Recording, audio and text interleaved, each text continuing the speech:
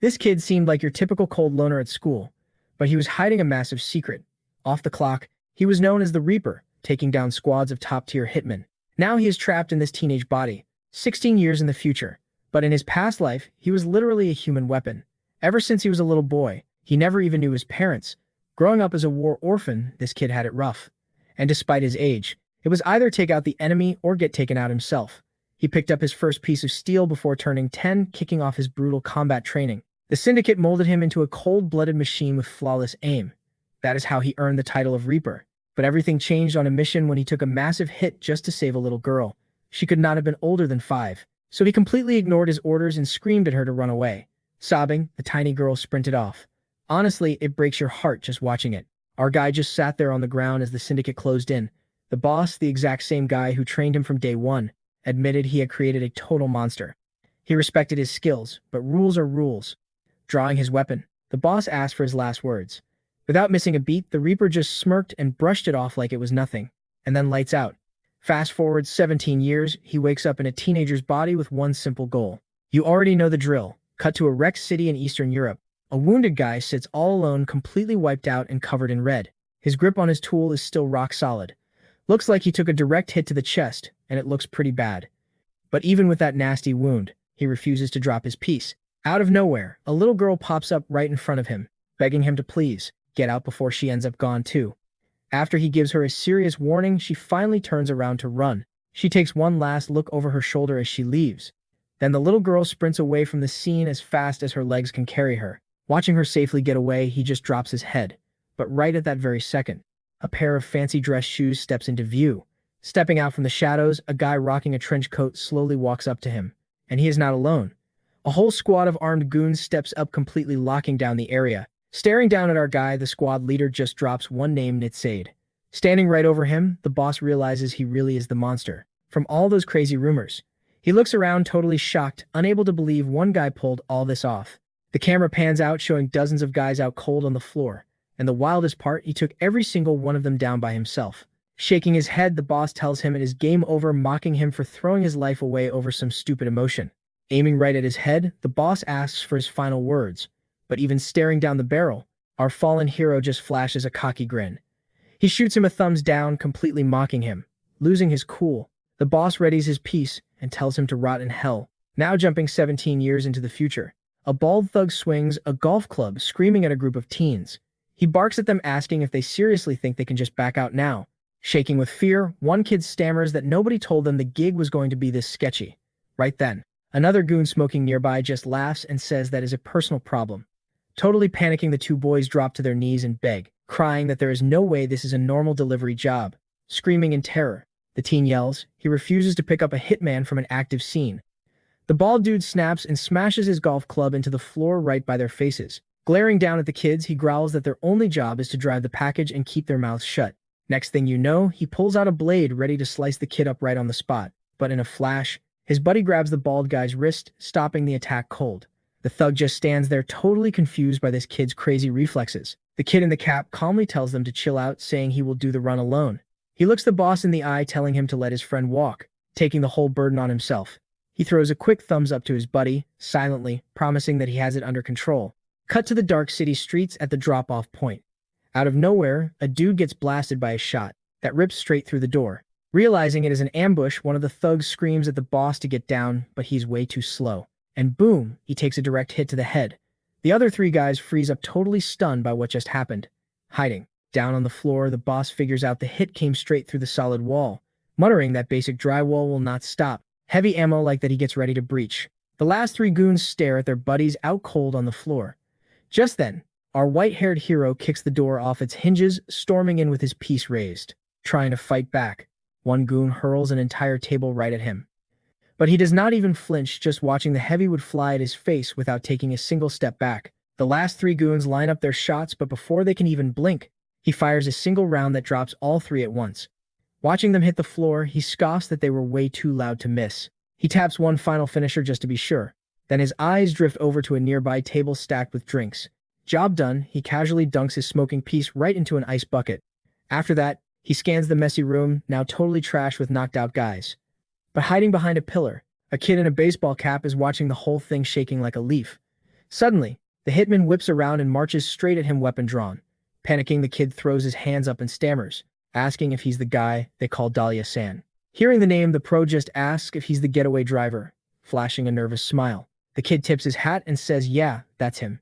Cut to a few minutes later, the two of them are cruising through the city streets. Tearing down the highway, they speed through the dead of night. Behind the wheel, the kid is gripping it tight, while the pro chills in the back watching him. Glancing nervously at the rearview mirror, the driver can't hide his sweat. Catching the stare, the pro straight up asks what his problem is. Trying to play it cool, the kid laughs it off, saying it's just that top tiers have this crazy aura, stone-faced. The pro just keeps staring dead at him in silence. After a heavy pause, the kid finally builds up the guts to ask something. He mentions that when he pulled up for the pickup, he got a good look at the first floor. Flashing back to the mess, he asks if the women and kids down there were on the target list too. Ice cold, the guy says, "Nope, they were just in the way, and would have made way too much noise." He casually explains that since the cleanup crew handles the aftermath anyway, flatlining a few extra witnesses is no big deal. Totally sickened, the kid mutters that he's even worse than the rumors made him out to be, catching that the pro just drops a name. Funeral Flowers. Raising an eyebrow, he asks how a driver knows that name, and the kid shrugs, saying the boss mentioned it.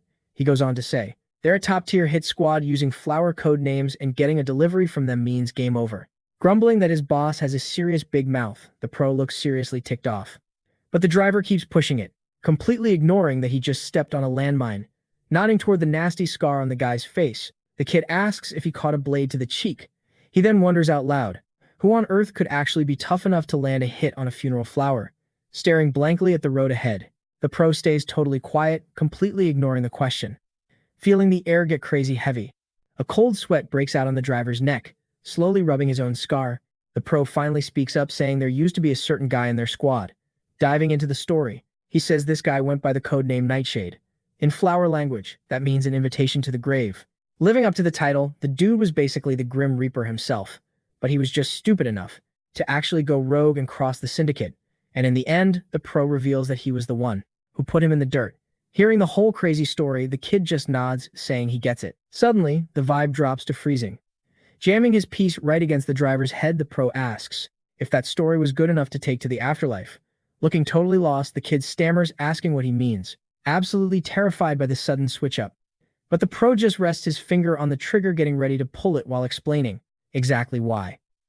He points out that the kid's driving wasn't just good. It was textbook evasion tactics for shaking tails. And the biggest red flag, even with the fake stuttering, he can tell the kid isn't actually scared at all. He says true fear brings out a very specific kind of cold sweat, and he isn't getting a single whiff of that off this guy. He's sitting there perfectly chilled out with a barrel to his head, gripping the wheel super tight. The driver braces himself for a play. Super smoothly, his finger slips over a hidden switch behind the wheel and clicks it. Instantly, the kid rips himself away from the seat back and dives as far forward as he can. Thrown off, the pro has no clue what's about to happen. Out of nowhere, the car aggressively whips across the asphalt at max speed. Slamming the brakes with everything he's got, the kid sends the whole ride into a massive drift. Then, he straight up slams the back of the ride into the highway barrier. Catching his breath, he shoots a savage thumbs down. Catching the taunt in the rearview mirror, the pro is left absolutely speechless for a split second, right before he's brutally launched out the window. The sheer force blasts him right through the door. He hits the pavement hard, rolling across the rough asphalt, before skidding to a halt. But he doesn't stay down, springing back to his feet in a flash. The driver's hat shoots toward him like a bullet. Using the split-second distraction, the kid leaps from the wrecked car and charges. Gripping his knife, he winds up for a lethal strike, but the killer is quick, snapping his gun up just in time to block. With a blindingly fast swing, the kid smashes his blade right into the side of the firearm. The assassin pulls the trigger only to realize his gun is jammed. The raw momentum of the clash shoves him backward, throwing him off balance. Staring at his weapon through the settling dust, he realizes that single strike completely wrecked the firing mechanism. The kid uses the gap to step back. He casually mentions that this specific gun model has a glaring weak spot on its side, making it jam easily on impact. Flashing a cocky smirk, he mocks how fragile the weapon really is. Desperate, the killer forces the jammed gun, squeezing out one last shot that misses entirely. It finally clicks in his head. In just a fraction of a second, this kid targeted the gun's exact weak spot. Screaming at the punk to stop mocking him, the assassin tosses the useless gun and draws a wicked blade. Gripping his new weapon, tight he braces for close quarters combat. But the kid is already blurring toward him, catching the attack barehanded. They lock together in a brutal head-on clash. Suddenly, a cold realization hits the assassin. The nerves in his arm have been completely severed. Seizing the opening, the kid steps in and delivers a devastating strike. Taking the hit flush, the killer's head snaps back violently. He is launched through the air, crashing hard on his back, completely lifeless, refusing to give him a second to breathe. The kid stomps him brutally while he's down.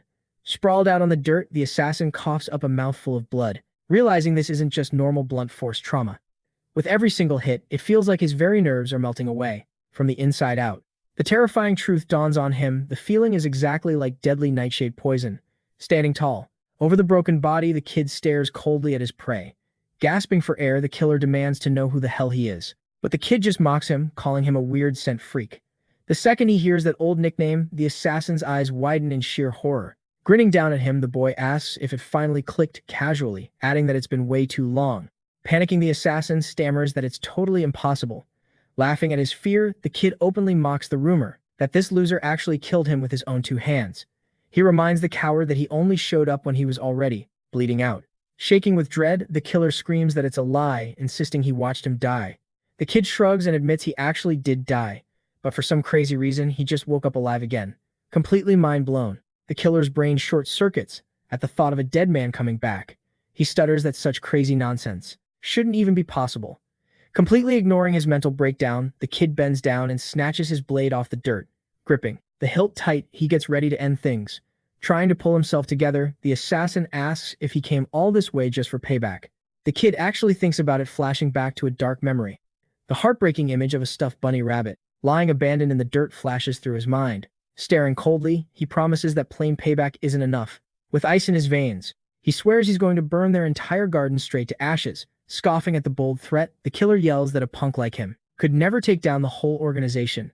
He spits out a warning, claiming they now have funeral flowers, way stronger than he ever used to be. But before the words even leave his mouth, the kid blurs forward and slices clean through his throat. In one merciless fluid motion, he finishes off his enemy for good. Stepping over the bleeding corpse, the kid just watches the life drain out of him. Glaring down at the dead man, he tells the bastard to enjoy the fireworks straight from hell. The scene cuts to a shadowy, tense boardroom, where several figures sit silently around a massive table. From the head seat, the boss turns his attention to the woman beside him. With a dead serious gaze, he breaks the heavy news to the room. Dahlia has been wiped out. Hearing this shocker, the woman completely freezes, lost for words. The boss leans in and casually asks if she remembers a certain ghost from their past. Bringing up the old war, he mentions the legendary monster who wiped out their boss back in the day. Squeezing her eyes shut, she flashes back to the very man who saved her life during that bloody chaos. Breaking the silence, someone across the table asks if the Japanese cops pulled this off or if the United States military finally stepped in. Tapping his fingers on the armrest, the boss smirks, guessing it might be someone else entirely. Regardless, he makes it crystal clear that right here in their new Japanese garden. Gripping his chair tight, he gets ready to drop the grim truth. He declares that some very nasty weeds have just started sprouting. They're growing all over the place, so tell funeral flowers to pull up those weeds. The scene cuts to a young guy walking down the street stuck with a 1-month deadline. Flashing way back, the story kicks off in a totally wrecked battlefield. Right there in the rubble, a war orphan was living, all alone. He never even knew his parents. Huddled up in a corner, he was just trying to survive the madness, until one day a mysterious guy in a suit with an eye patch showed up right in front of him. Pointing a gun, the man gave him a dead simple choice. He could die right there like a dog, or he could choose to kill and keep breathing in this world. Not even fully grasping what that meant, the kid stared at the weapon. Then he just reached out and took that second option, without a single doubt. Soon after, his brutal training began. He learned real quick that hesitation gets you killed. Over time, he moved on to firearms, nailing every single target. Constantly on the move, he learned how to shoot, using his entire body just to stay alive. Once he was fully recruited, he found out that Funeral Flowers wasn't your average assassin syndicate. They were actually fighting for the grand cause of protecting world order, no matter the cost. Their targets were mostly dictators rotting the world from the inside out, along with all sorts of drug lords, terrorists, and major threats. The hits carried out by Funeral Flowers actually stopped wars. It was a necessary evil to save more lives. I just did exactly what I was told, followed orders, without ever asking questions, turning into a pure killing machine for their cause. But honestly, I wonder when it all happened. My life was running like clockwork, and then it just fell apart. Everything started going wrong, and things got completely out of hand after I served the garden for 20 years. The little girl noticed I was sweating buckets and looked super pale, but I still defied the agency's orders, knowing I didn't have much time left, and now I'm dying. but I've still got one last thing to do. Handing her a card, I tell her to go to that exact spot, where a transporter will pick her up. Then I beg her to run away alone, change her name, and start a brand new life, somewhere far away. As she holds the paper, I wonder why I did something so incredibly stupid and risky. But instead of listening, the kid just tears the paper to shreds. Staring right at me, she says, no matter what I tell her, she is never leaving without me. Screaming at the top of her lungs, she asks what she can do to save me. With a tear falling down, I finally remember why I did all of this. It was her eyes that completely broke my gears. Jumping back a bit, the scene shifts to a ruined abandoned house. Inside, I was on the floor surrounded by dozens of tiny atropine sulfate bottles. It's a nerve gas antidote, but eye drops only hold a tiny amount. To think that in less than 20 minutes, she managed to gather that many bottles, and to top it off, she did it all by herself. No help at all. Right in the middle of that mess, with enemies closing in from every side, she literally risked her own life, just to save me like that. Telling me to rest, she promised no one was close by. I ask her if she regrets it. She just threw away her one and only chance to survive, but she fires back that she doesn't want a chance like that. She wants me to keep protecting her. Remembering that a broken clock can't tick anymore, I tell her I'm a killer, not some guardian. The old me would never have let something like this happen, but after thinking it over, I gently pat her on the head.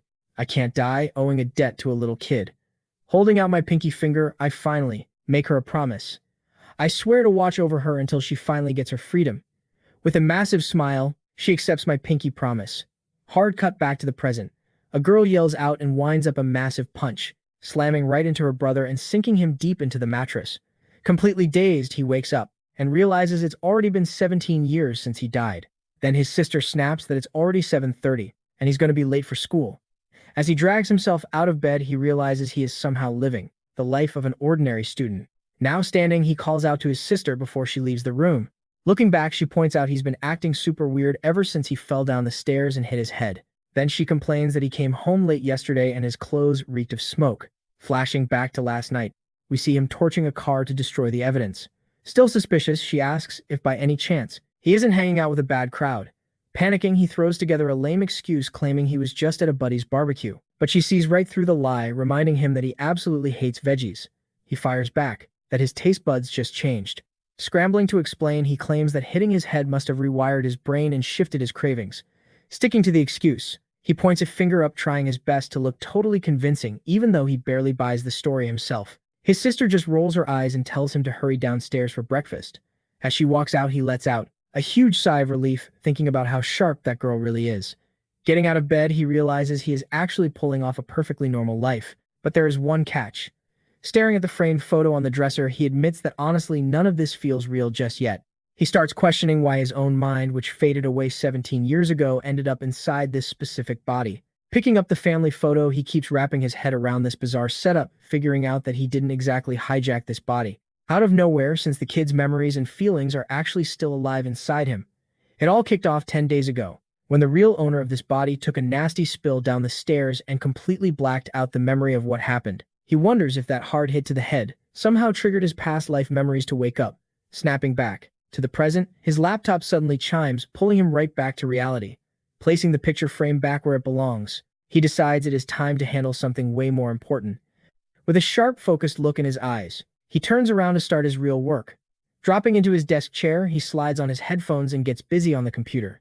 Cutting to a dimly lit room, an old contact drops him a message, saying the analysis he asked for is finally ready. Running a scan on the chip he pulled from Dahlia, he waits for the results. Flashing back to the night before he steps up to his defeated target to grab the item. Digging through her coat pockets, he finally spots what he was hunting for. But instead of a high-tech chip, he pulls out a vintage pocket watch. Checking it out closely, he pops the top open. That is when he spots the hidden chip tucked away inside the whole time. Jumping back to the present, he gives his contact props for working so fast, saying it was totally worth tracking him down. On the other end of the line, the guy admits he was pretty shocked to get a message after more than 10 years. But after hearing he actually took down Dahlia, he knew for a fact it was really Nitsaid. Before handing over the data, the contact asks him what this whole thing is about. Bringing up the past, the guy mentions how 17 years ago he completely ignored an order to take out a father and his little girl, and supposedly lost his life because of it. So he wonders why someone like Nitsaid is suddenly back and going after the organization, once again. Cutting right to the chase, the contact asks if he is doing all of this for that girl Lydia. After he was gone, the syndicate, known as the Garden, actually took the girl in. For years, they have kept her locked up like a bird in a cage, using her as a mascot for their crew. Even though she acts all smiles in front of the cameras, the truth is, she lives a completely different nightmare behind closed doors. They keep her trapped in a tiny room, stripping away every ounce of her freedom. On top of that, word on the street is that they treat her incredibly poorly, so he asks if breaking her out of that place is the real reason behind all this. With his eyes shut tight, he seems to be letting the whole heavy situation sink in. Picturing the little girl's bright smile, he flashes back to the promise he made her back then. But as his eyes snap open, he just coldly tells his contact that he does not need to know the details. He quickly reminds the guy of his golden rule: do not ever ask unnecessary questions. Without another word, the contact just goes completely quiet on the other end. Realizing the hacker is just as stubborn as ever, he finally sighs and decides to cave, handing over the intel. With a sharp beep from the computer, the deep scan results finally drop, popping right up on the screen. The contact reveals that the drive actually listed Dahlia's very next target. Hearing the name out loud, he glares at the monitor, his face turning dead serious and laser-focused. Cutting over to the front gates of a high school, tons of students are chatting in the courtyard. Right at the entrance, a massive sign lets everyone know it is an exclusive all-girls academy. Out in the yard, a girl with flowing long hair struts by while all the other students stare in awe. As she walks past, two classmates wave and say hi with huge smiles. Flashing a sweet, friendly smile back, the girl answers and wishes them all an amazing day. But the second she turns her back, all the other girls freeze in place, just completely captivated by her. Just outside the gates, her friends are gossiping about how popular and totally incredible she is. Watching this whole scene play out from a distance, our main guy is analyzing the whole setup through his phone. A quick glance at his screen reveals that the target's name is Akari. Currently a 17-year-old high schooler, she also happens to be the only daughter of a major underworld syndicate boss. She is Japanese Yakuza royalty and for some reason the top target on the garden's hit list. Sizing up the situation, he realizes he's just a high schooler going toe-to-toe with a global syndicate of hitmen. These guys have massive pull, pulling the strings in politics and finance across dozens of countries. Not to mention their roster of superhuman killers. He definitely can't take them on barehanded. Staring at the girl's photo, a plan clicks in his mind. He has to use her situation to his advantage, building the perfect foundation to burn the garden straight to the ground. Watching her from a distance, he keeps plotting his next move. Still, it feels pretty weird for a mafia boss's daughter to be attending an elite prep school. Smirking, he turns and strolls away, thinking how brutal it must be to play babysitter for her. Ducking his head, he walks straight toward the nearby bodyguard. Instantly, the burly man gets in his face, furiously threatening him, growling that this world isn't for rookies. Glaring down at our boy, he calls him a punk who has probably never even held a weapon in his entire life. With a sly grin, our hero casually says he'll just have to make his grand comeback into their underworld. Standing in the middle of the street, the bodyguard barks that he's heard enough.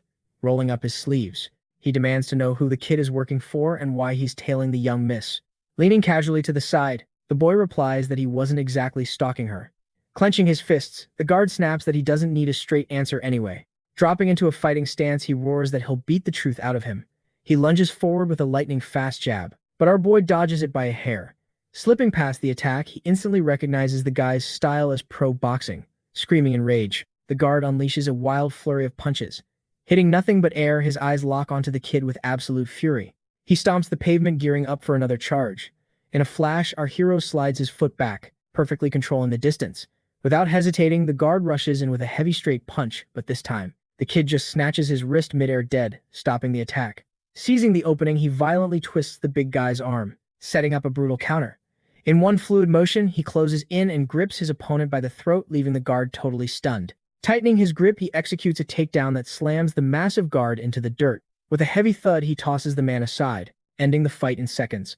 With the bodyguard totally wrecked, he casually walks over and tells him to chill out, since they aren't actually enemies.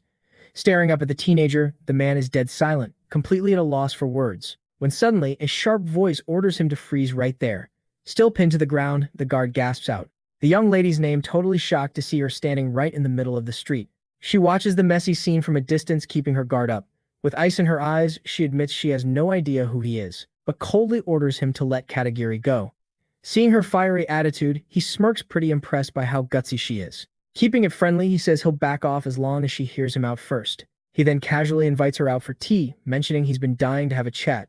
After weighing her options, she closes her eyes, making up her mind. Turning her back to him, she simply orders him to follow her somewhere more private. He tails right behind her, walking down a tight alleyway between two towering buildings. Heading down a dingy flight of stairs, they stop at a heavy wooden door hidden around the back, slipping into the Savannah Cafe and Bar.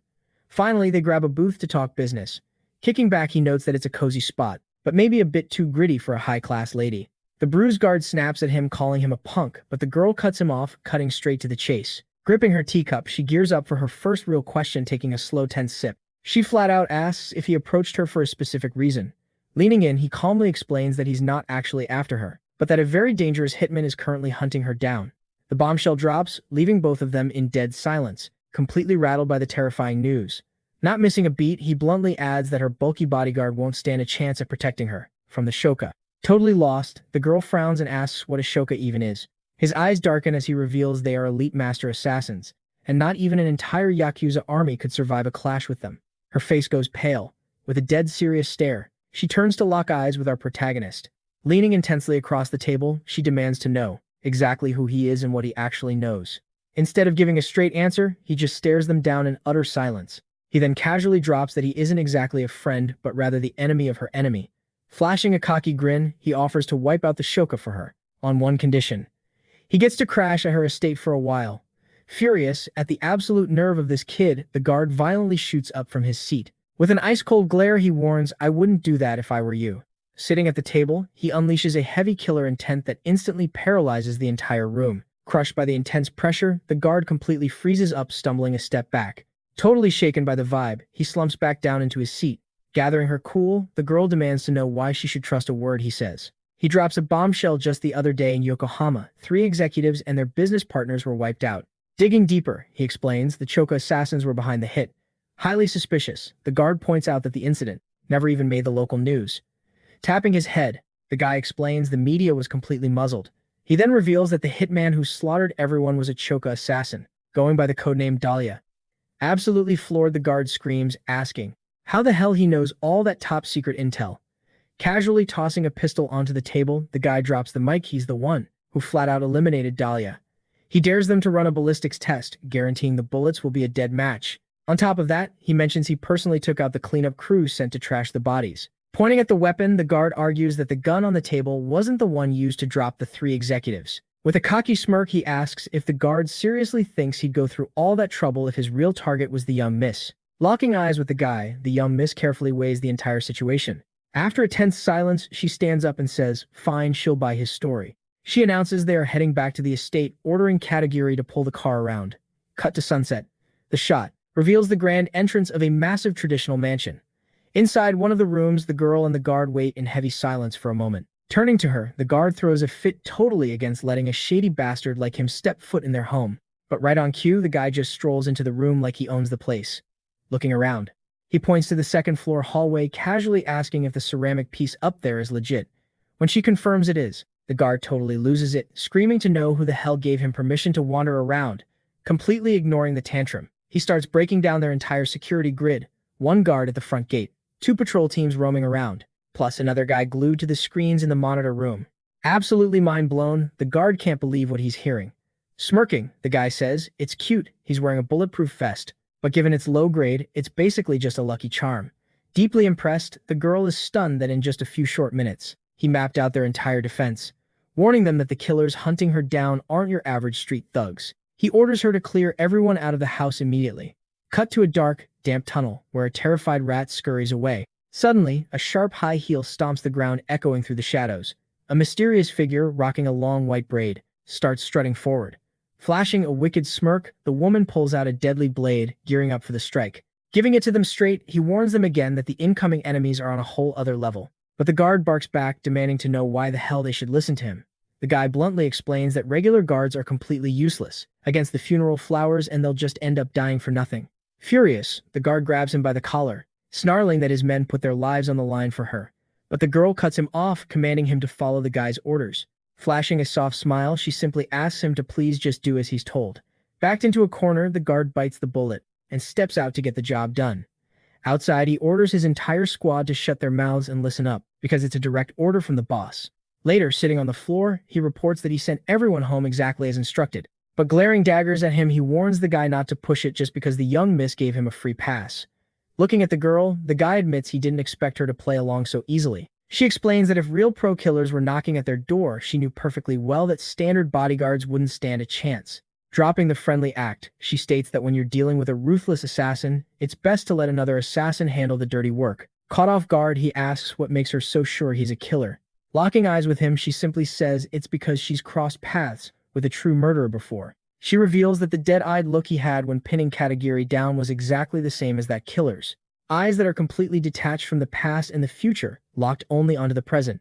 Letting out a soft grunt, he tugs down his cap, looking a little flustered by the call-out. Relaxing in her chair, she digs deeper into her read, noting that his eyes were actually a bit different. Unlike that cold, robotic stare that just mindlessly snuffs out lives, looking into his eyes, she could feel a burning heat and a raw drive.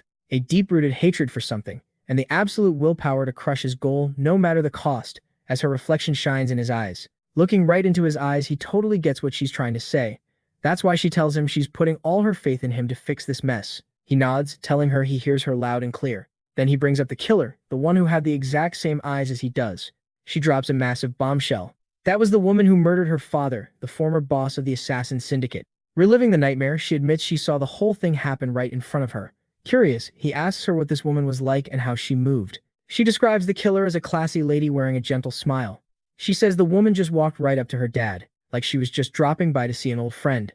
Thinking back to the bloodbath, she says multiple guards had their throats slit in a single flash. Still wearing that sweet smile, she just slaughtered everyone in her path.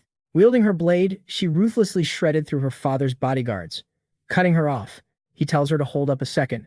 With a dead serious look, he asks if by any chance her knife had a red spider lily carved into it. Shocked, she asks how he could possibly know something so specific. Smirking, he confirms his suspicion. It really was a spider lily on the blade. Annoyed, he can't believe that Psycho is still running around after all this time. Bam! A massive crash echoes through the room, cutting their chat dead in its tracks. Whipping her head around, the girl instantly knows something is terribly wrong. Looking tense, he asks her what she just sensed. Out in the hallway, bloody footprints trail across the floor. Standing right outside, the killer coos that it's time for the little boy to start talking. The door slowly swings open, and there she is beaming a sickening smile right at them. At her feet lies a guard heavily battered, bleeding out, and completely paralyzed. Glancing down at the broken guard, the killer smirks, noting that this mansion is just a giant spiderweb covered in traps. But she knows someone else is lurking nearby. Crouching by the guard, she threatens him to spit out who else is hiding around here. Flashing a twisted grin, she pulls out a handful of blades, teasing that she's going to play a bloody game of pluck the petals.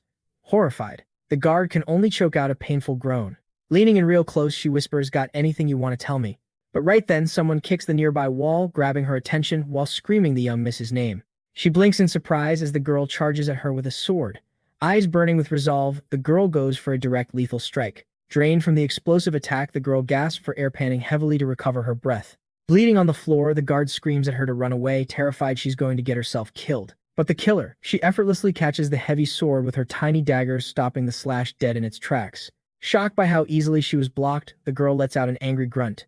The assassin just grins, saying, "Well, that saves me some time." Suddenly flashing back, the girl's eyes widen in sheer panic as she pictures one of her father's men getting brutally slaughtered. The horrific memory floods back. Looming right in front of her, the killer coos that she remembers the little girl from back then perfectly. She saw her peeking through the crack of the closet where she was hiding. Smirking, the psycho notes how much she's grown, and how she now has the exact same eyes as her dead father. Staring hungrily at the girl, she whispers that those eyes look absolutely delicious. But suddenly, the girl senses a weird shift in the air, and her eye starts glowing intensely.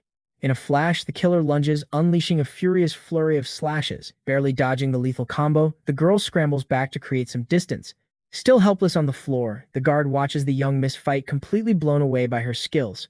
Suddenly, a shadow appears at the doorway, stepping slowly into the blood-stained room. With an annoyed sigh, the guy mutters that he really wishes she'd act more like a damsel in distress for once. Staring down the assassin, his eyes go cold as he unleashes a terrifying heavy aura. Locking eyes with the newcomer, the killer smirks, purring that she knew there was a mysterious spider monster lurking around. Launching into action, she hurls her daggers right at his face, but they pathetically drop to the floor, embedding into the wooden planks.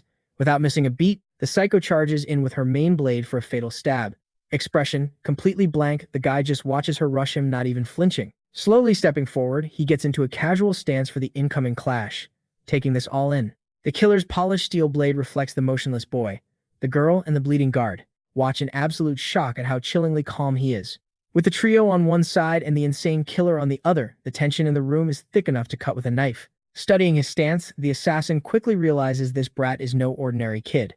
She remembers a specific rule drilled into martial artists. Never take a defensive stance against an opponent holding a knife, and the reason is dead simple. You can't block razor-sharp steel with your bare hands. Plus, your arms are packed with major arteries, meaning just one bad slice means game over. So by dropping your guard on purpose, you bait the enemy into aiming straight for your chest or neck. And right when they commit and rush in for the kill, you shut them down with a crushing counterattack.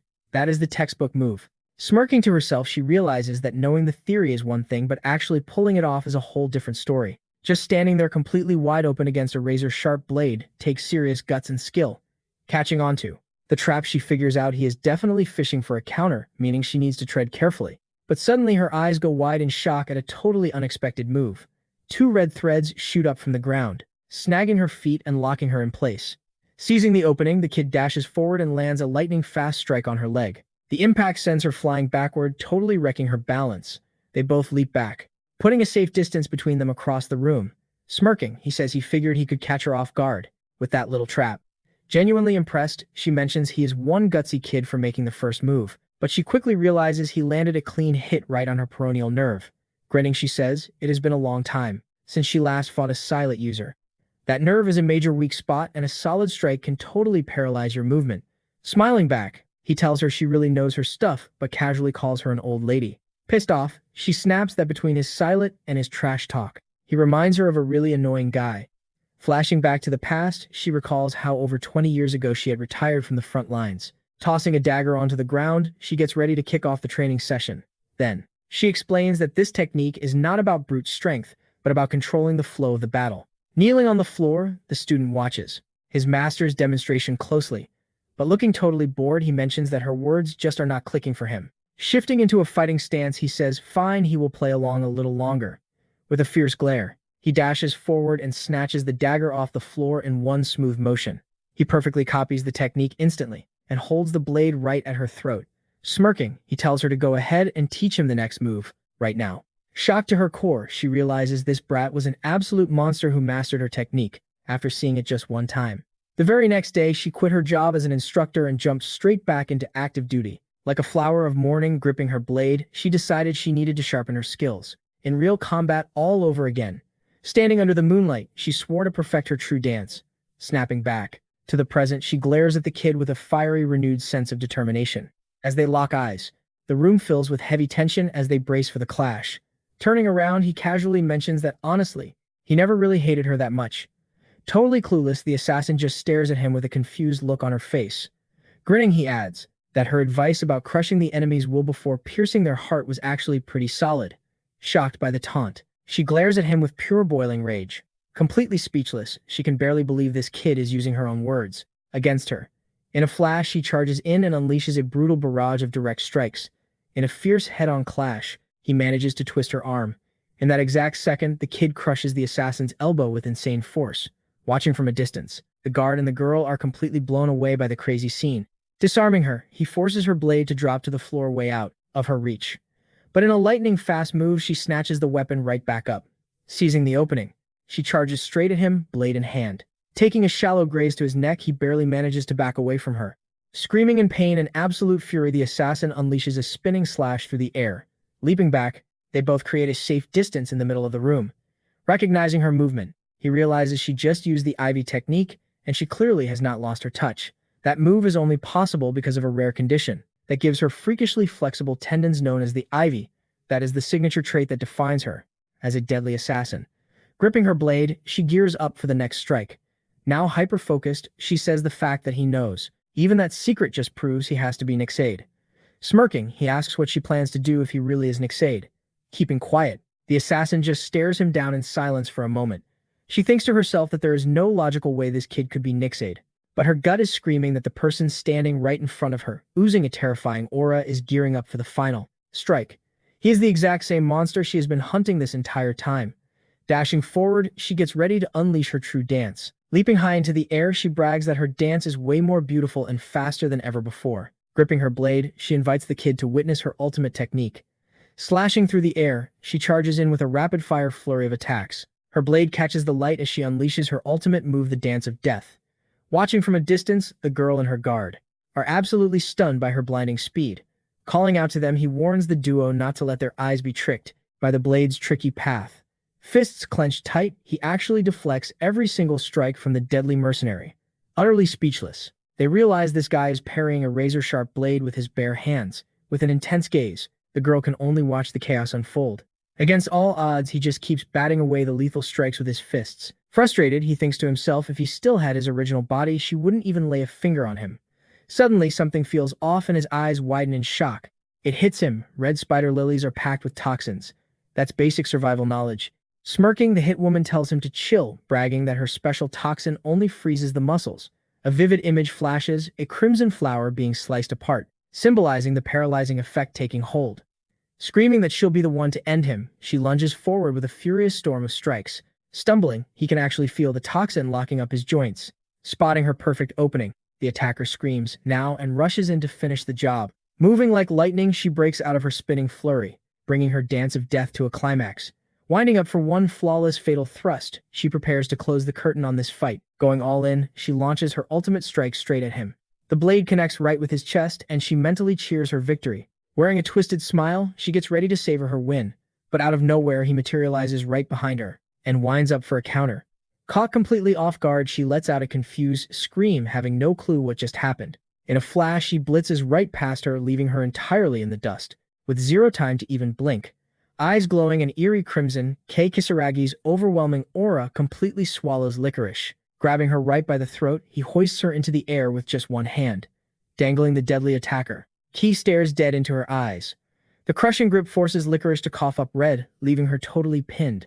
But wait, her dagger suddenly flies through the air, hurtling straight at his face. At the very last split second, Kei snatches the weapon by its hilt right out of the air. Without missing a beat, he drives the blade deep into Licorice's chest. Even badly wounded, she glares back at him, her focus unbroken. Running on sheer adrenaline and fading strength, she weakly raises a hand to strike Kei. But he easily counters, slamming her into the dirt and flipping the script. Standing over her, Kei mutters something to her as she lies there completely drained. Utterly bested, Licorice can barely gasp out a reply. Standing tall, he looks down at his fallen rival. Off in the background, Akari and Katagiri are frozen, just taking it all in. A quick pan to his leg reveals Kei didn't walk away unscathed either. Feeling the heavy toll of the clash, Kei finally exhales a breath he didn't realize he was holding. Snapping back to reality, Katagiri rushes over asking if the toxin got him. Cool as ever. Kei explains he just bought himself some time by controlling his breathing. It's an advanced, tactical breathing technique, used to force the body to function in extreme crisis. Worried, Katagiri offers to call in an underground doctor, who patches up the Saito syndicate. Waving him off, Kei pulls down his cap and says every pro carries their own cure. Akari and her guard just stare, totally lost on what he's planning. Right on cue, Kei pulls out a vintage pocket watch that he swiped off Licorice, announcing he just scored their next clue. Examining the piece, he's convinced. It holds the truth about who put a hit on him and why. Hearing this heavy drop, Akari goes completely quiet, just staring at him in awe. Meanwhile, the camera cuts to a secure building inside the syndicate's main compound. Inside, Katagiri is slumped in a chair trying to recover from the brutal showdown. A first aid kit sits open on the floor, with medical supplies scattered everywhere. Kneeling down, Akari gently finishes wrapping her bodyguard's brutal injuries. Once he's patched up, Katagiri immediately checks on her, asking if she made it out unhurt. Tying off the last bandage, Akari looks Katagiri dead in the eye and says they have to stop all of this. Flashing back to the insane brawl, she admits that seeing the absolute carnage made her finally understand reality. She trembles, realizing the sheer power Kei displayed wasn't even human. Memories replay his god-tier strength and blinding speed against Licorice. Akari knows that kind of warfare is on a whole other level, way beyond their typical street-level gang fights. Hanging his head in shame, Katagiri swallows his pride and admits the bitter truth with his current skills. He just isn't strong enough to protect his former boss's daughter anymore. Hearing his heartbreaking confession, Akari just gazes at her loyal protector. Pushing through the pain, Katagiri forces himself to stand, vowing he won't let her step foot into that nightmarish world, ruled by actual monsters. Pleading with her, he begs Akari to run somewhere safe, promising he'll stay behind to settle the syndicate's dark business. But out of nowhere, a voice cuts through the room mocking the idea of running away. They whip around, only to find Kisaragi leaning against the doorway, staring right at them. His gaze locks onto Akari Shido, his face completely unbothered. Standing her ground, Akari glares right back, refusing to blink. Kei then drops the bomb, telling her she is no innocent schoolgirl, but the true daughter of the Shido family. He warns that a life of blood and violence is practically wired into her DNA. Kei explains it is carved right into her bones. It is a curse, he says, and no matter how far she runs, it is only a matter of time before it tracks her down. Katagiri isn't having any of it, screaming at the guy to stop acting like a know-it-all, but brushing the bodyguard off. Kei just holds up a laptop claiming he figured out exactly who ordered the hit. Hearing this, both Akari and Katagiri freeze dead in their tracks. Kei then explains how his hacker friend cracked the data hidden inside that pocket watch in record time, pulling the files for himself. With a smirk, Kei asks if they want to know the mastermind who sent those female assassins. Losing her patience, Akari tells him to cut the crap and just spit out what he found. Right then, Kei flips open the laptop, ready to expose the whole truth. Turning the screen around, it reveals the big boss behind everything, Masaya Kuroki, a top 8 of the Shido group. Katagiri gasps in shock, absolutely stunned that this guy is the real rat. Akari steps in, explaining that her father took Kuroki in off the streets, and the guy climbed the ranks faster than anyone else. Thinking back, Katagiri admits the guy is an absolute beast at running the syndicate's dirty underground businesses. By controlling underground casinos and fight clubs, he rakes in crazy amounts of cash. Because of this, he funnels massive payouts back to the gang, cementing his own power. Katagiri goes on, saying that even as an outsider, Kuroki was basically guaranteed to become a top executive. Cutting him off, Kisaragi points out that just being an executive clearly wasn't enough for him. He reveals that hired killers like Dahlia and Lycoris actually belong to a much deadlier network. Breaking down the plot, Kei says Kuroki teamed up with a shadow group called the Garden to wipe out the Shido family's top brass. Working together, they plotted to take out the boss, the veteran leaders, and even the boss's daughter. His endgame was to steal the throne of the Shido group, using that ultimate power to rule the entire underworld. Still, Kei wonders out loud if this is really the whole master plan Kuroki cooked up. His red eyes glowing in the dark, Kei drops his own motivation. He wants to crush the Garden and everything they stand for. Turning back to Akari, he challenges her, asking what her next move is now that the truth is out. He pushes her even further, bluntly asking if she is seriously still going to run away like a coward. Picking herself up from the floor, Akari walks straight to the window. She pulls back the curtain, staring out into the pitch-black city. With her back to both of them, she laughs off the ridiculous idea. Sensing her shift in vibe, Katagiri cries out, begging her not to do anything crazy. But Akari turns around softly, thanking her bodyguard for his die-hard loyalty. Looking right at them, she declares that a pathetic escape, while her parents' true killer walks free, is an absolute insult to the Shido clan. Feeling her intense resolve, Katagiri just bites his lip and shuts his eyes, silently pulling off his cap in respect. Kisaragi smirks, noting that she has finally made her choice, but Akari fires back, saying she never actually planned on running in the first place.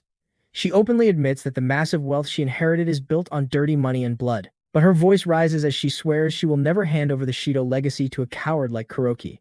Seeing her fire, Kisaragi just cracks a tiny smile. Akari then spins toward him, demanding to know his name since he never bothered to introduce himself. He smoothly replies that it is better for her own safety if she stays in the dark about him. Reaching out her hand, Akari declares she is officially hiring him as her personal weapon against Kuroki. Without missing a beat, she lays out his payment. She will give him exactly what he wants, the total destruction of the Garden. Akari swears to bet every single resource the Shido clan has, just to back him up. Hearing this wild offer, Kei just stares at her, letting the silence drag out for a second. This massive gamble includes the clan's entire spy network and all the dirty money flowing through the underground, not to mention their deep-rooted connections tying right into high-level politics and corporate elites. Weighing his options, Kei realizes there is absolutely no better ally if he wants to wipe the Garden off the map. He takes her hand in a firm grip, officially sealing their deadly pact. Meanwhile, over at a high-end luxury penthouse in the city, the night is dead quiet. Kicking back on a plush sofa, Masaya Kuroki is wondering what the hell is taking so long. Since Lycoris has gone completely radio silent, he glances over at a creepy hooded figure lurking in the corner of the room. Calling him Campanula, he locks his piercing blue eyes onto the guy, asking him what he makes of this whole mess. The shadowy figure just gives a cryptic answer. Kuroki presses him, asking if Campanula has heard the news about what went down. Leaning coolly against the wall, Campanula brushes it off, saying that handling licorice isn't his problem. He smirks, guessing she probably just threw a fit over being told to take out a random schoolgirl. Bam! A loud smash echoes through the room, but Campanula doesn't even flinch. Furious, Kuroki shoots up from his seat, screaming at him to cut the reckless attitude. Unbothered, Campanula just stares right back from under his dark hood.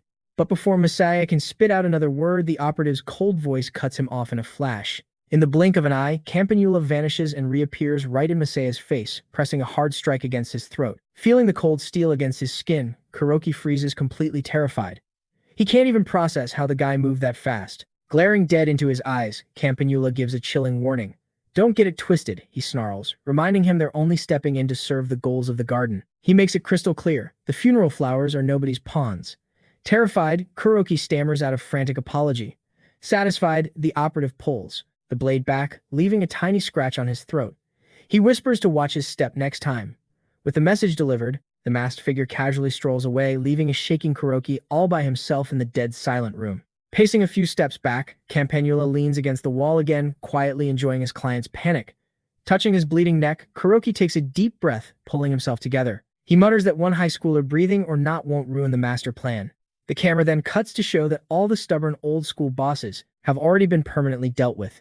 Standing tall with a twisted grin, Kuroki claims the Seto group as his own prize, plotting to use it to rule the entire national underworld. Hearing this grand scheme, Campanula flashes a wicked smirk. Everything for the garden, he agrees. Fast forward 2 days. Nightfall blankets the neon city once more, setting the stage for Kuroki's rising empire. Deep inside one of his shady spots, a massive underground casino is packed and buzzing with life. High rollers are throwing down serious cash at the roulette wheels and card tables, not a care in the world. Off to the side, a wealthy guy puffs on a cigar, kicking back with a gorgeous lady totally living it up. Suddenly, a mysterious girl steps through the grand entrance. The bouncers step aside for none other than Ikari Seto. She struts inside, flanked by her 2 heavy hitters, Kei Kisaragi and Katagiri. The trio is dressed to the nines, looking sharp and dangerous. As they cross the bustling floor, Kei keeps his eyes locked on Ikari, who marches a few steps ahead, like a true boss. Without missing a beat, they head straight for the heavy doors guarding the VIP lounge. The payback against the garden is officially on. A menacing red glow flashes in Kei's eyes. Down on the main floor, the roulette wheel spins in a blur of colors. Rows of slot machines ping and chime, bleeding the gamblers dry. Dealers shuffle fresh decks for the next round of high stakes. The room is packed with people laughing and drinking, completely clueless about the storm that's about to hit them. Cutting through the noise, Ikari glides across the room with Kei and Katagiri, shadowing her every move. She instantly turns heads, stealing the spotlight from the high rollers, whispering in the crowd. A couple of guests mutter that she looks way too young to be in a place like this. Noticing the stares, Katagiri leans in, grumbling that they are dragging way too much attention. But Kei just smirks, whispering that this is exactly what he wanted. Flashback to a few hours ago where the whole crazy plan was born. Tucked away in a safe house, Kei and Ikari sit in silence, listening to Katagiri lose his mind over the strategy. Absolutely hating the idea, the big guy slams his fist on the table. "Are you out of your mind?" he roars at Kei, demanding to know why they are dragging the young boss straight into the tiger's den.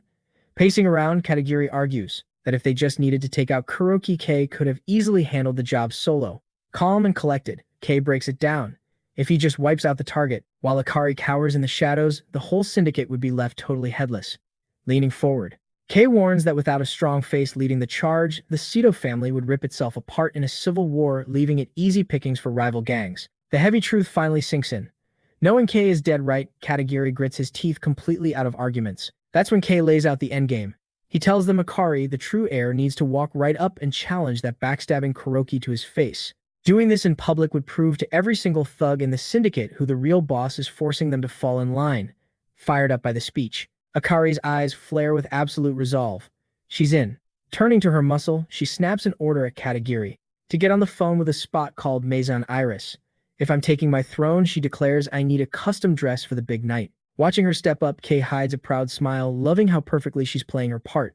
Snapping back to reality, the trio stands right in front of the heavy VIP doors. On the other side, a sweating lackey rushes over, frantically whispering the bad news into Masaya Kuroki's ear. Hearing the panic in his guy's voice, Kuroki's blood runs cold. The little heiress of the Seto group is standing right outside his VIP lounge. Realizing the kid actually survived Kuroki, he can't even hide how ticked off he is that they actually showed up. Right on cue, Campanula chimes in, saying this is the perfect setup and offering to take care of her right on the spot. But Kuroki totally shoots the idea down, warning his crew not to pull anything shady in front of the guests. He's not about to ruin the club's shiny reputation. So, he orders his guys to treat her like just another regular player for now, nothing special. Meanwhile, standing right outside the VIP doors, our crew gets ready to crash the main floor. Taking a good look around, Tadahiri smirks, noting that the fact Kuroki didn't even bother coming out to greet them basically screams treason. Keeping his eyes completely locked on the prize, Kei Kisaragi points out their very first move: they need to drag their target right out into the open. Hearing that master plan, Ikari Seto just turns on her heel and casually strolls into the casino. Looking totally in her element, she announces that she's going to have a little fun before the real action kicks off. Without missing a beat, she struts right up to one of the fancy blackjack tables on the floor. Weaving through the rich crowd, the gang stops at a table where a few guys are already placing their heavy bets. Trying to block her way, the dealer gives a fake apology and steps right in front of her. All the while, the high rollers at the table just sit back watching her with total disgust and a mocking sneer. The dealer then politely warns her that the minimum bet here is 1 million yen. Kei Kisaragi doesn't say a single word. He just lifts the sleek black briefcase he's been holding, clicks it open in one smooth motion, and shows them exactly what he brought to the party. He dumps the whole thing out, letting a massive mountain of premium casino chips spill all over the green felt. Looking at their shocked faces, Akari shrugs and says the price tag doesn't bother her one bit.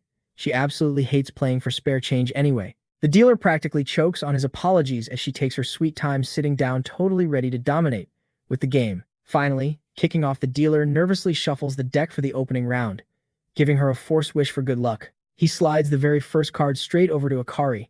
Fast forward 1 hour, and you can practically cut the tension at that table with a knife. The other players are shifting in their seats totally on edge, and the dealer, the guy who was acting all smug a minute ago, is literally dripping with nervous sweat. Akari, on the other hand, is chilling like a queen, keeping her cool and locking her eyes on the board. She's just raking in a gigantic mountain of chips, crushing round after round without breaking a single sweat. Sweating bullets, the dealer finally calls out that all bets are closed for this hand. Showing one card face up, he reveals he's sitting at a terribly weak 5 points, while Akari is chilling with a rock-solid 11, waiting for the guy to make his move. She keeps a deadpan poker face and stares holes straight through him, waiting for her hit. Feeling the insane pressure crushing down on him, the dealer visibly starts to crack. Shaking, he flips his hidden card, showing a terrifying 16 points on the board. Desperate, he pulls one last card from the shoe to save his own skin, but the second he sees what he drew, the guy just freezes up, looking like a total deer in headlights. All of a sudden, his hand cramps up in the weirdest way, violently twitching like it's having a spasm. Forcing his hand open, he drops an 8 of hearts right onto the felt, and just like that, his hand busts way past the 21-point limit. Defeated, he practically chokes out his own loss and announces that our VIP guest takes the win, leaving the entire crowd totally speechless. Watching this whole bloodbath go down, Kei just flashes a knowing smirk. He knows exactly what kind of magic is happening right in front of them, because blackjack is never just about blind luck. This is where the real mind games start, memorizing every single card and crunching the hardcore odds. Good old card counting is the absolute golden ticket to winning.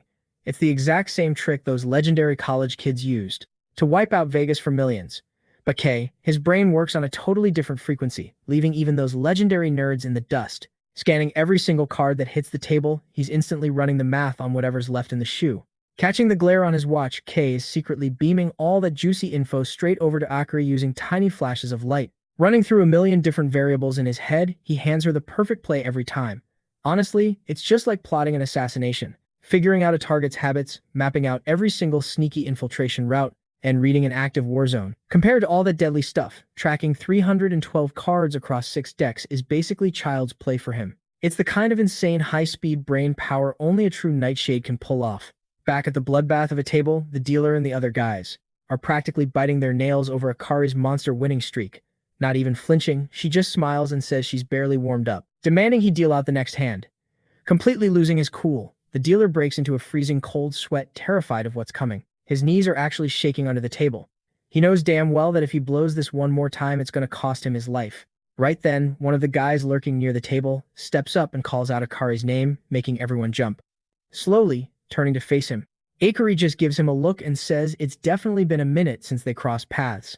Stepping right up to the velvet ropes, Masaya Kuroki smoothly tells her that if he knew she was dropping by, he would have rolled out the red carpet himself.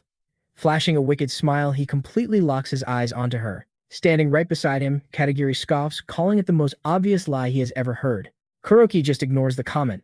His eyes lock onto her massive pile of winning chips. Stepping closer, he glares down at the girl sitting right across from him. Slow clapping, Kuroki praises Akari for her winning streak, offering to cash her out right on the spot. He pulls a thick stack of cash from his pocket, calling it a little celebration gift. Holding out the money, he tells her to go buy a nice dinner with a friend. But Akari cuts him off cold. She smirks, noting how fat the rat living in her father's castle has gotten. At that sharp insult, Kuroki's fake smile instantly drops. Akari does not hold back, accusing him of playing king with the help of some guy named the Florist. Hit hard by the truth, Kuroki's face goes completely dark. The other guys at the table start whispering, totally confused, wondering who the heck this girl is and what a florist means. Glaring a hole through Akari, Kuroki warns her to stop playing this dangerous little game right now. Surprisingly agreeing with him, Akari shoots up from her seat, standing tall. She declares she is totally bored of card games and wants something real. Locking eyes with Kuroki, she demands a spot in this place's main event. Kuroki just stares back in dead silence, waiting to see exactly how far she is willing to push this. Giving her a challenging glare, he asks if she is talking about the blood cage. It is a brutal underground fighting ring hidden deep beneath the casino floor. Akari lays out her rules. They each send one fighter into the ring and the last man standing wins. Trying to dodge the setup, Kuroki claims he sadly does not have any matches lined up for today.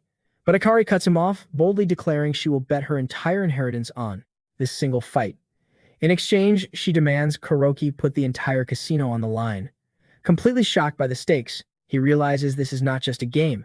It is an all-out war to take back the company. Meanwhile, Akari stares him down, fully aware this is an absolutely crazy all-or-nothing gamble. Feeling the heat, Kuroki knows his reputation will be completely ruined if he backs down now.